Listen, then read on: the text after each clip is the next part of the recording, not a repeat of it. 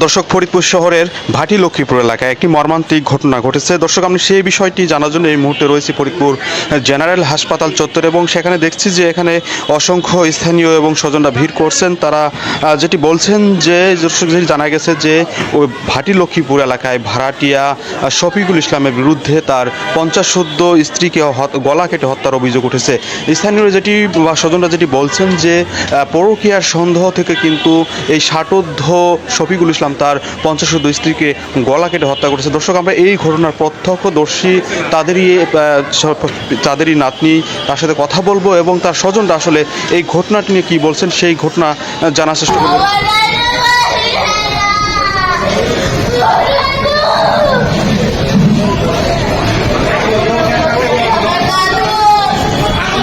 তোমার কি হয় বাবা? তোমার কি হয়? তোমার দাদু?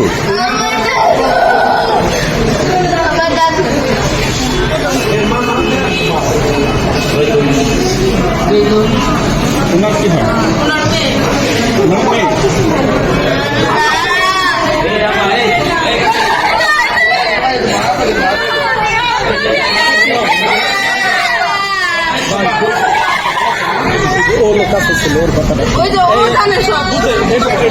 একটু আস্তে আস্তে বলো তো বাবা, কি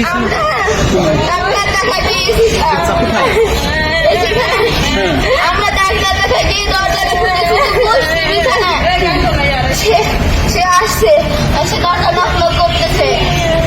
আমরা কোথাও খুলতে চাই নেই, ওরা খুলছি আবার যদি কিছু করে দিয়ে চলে যায়। এখন ধরার পর আমরা খুলছি, খোলার পর আমাদের উপর তলার যে মানুষ এরা সিঁড়িতে ছিল, দেখতেছিল যে কি করতেছো, তারাই ছিল। তখনই আসে কই আমার জামা কাপড় দে, তো জামা কাপড় দেওয়া হয়েছে। পরে বলতেছে কি আপনার সাথে কি করছো, আমি কিছু করে দেখতেই বলতেছে যে পুরো ভিডিও করতে পারবি, আমি পুরো ভিডিও করতে পারবো। সে আমি তারপর মেরে চলে গেছে। আমি ঠিক তার এখানে এত বড় ছুরি ছিল, রক্ত আমার সামনে বাড়ছে, আমার রক্ত এখানে কেন এটা মানলো কেন? অনেক দিন অনেক দিন ধরে ভাই আসছিল বাসায়। কার মামা তো ভাই? আচ্ছা, ওনার কাছে শুনুন কি হয়েছিল বলেন তো। ভাই আসছিল, উনি রেখে নিয়ে আসছিল, রাস্তায় দেখা হয়েছিল। উনি রেখে আসছিল, পরে ওনার বোন সবার ছোট আর বলছে উনি রেখে ওনার মাইন্ডে লাগছে। কথা বললো হ্যাঁ, আর মাইন্ডে লাগছে।